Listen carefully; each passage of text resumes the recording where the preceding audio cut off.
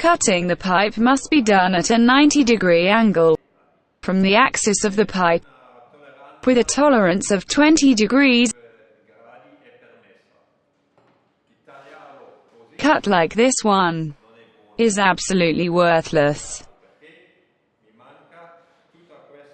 Part of the pipe is all the way in, but this part is out by more than 5 millimeters. This way, the mechanical seal of the pipe and the fitting will not be right. These cutting errors must be avoided. It has burrs from cutting, plus there is overheating from the cut. Let's move on to deburring.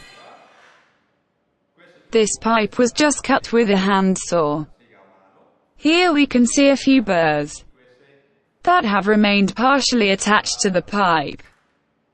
If proper deburring is not performed and I make the error of inserting the pipe directly, like it was cut, the burrs will damage the O-ring, creating leaks from the system. Plus, with the circulation of the fluid, the internal burrs will detach from the pipe that was not deburred, blocking and damaging the valves, taps, and other parts of the plumbing system.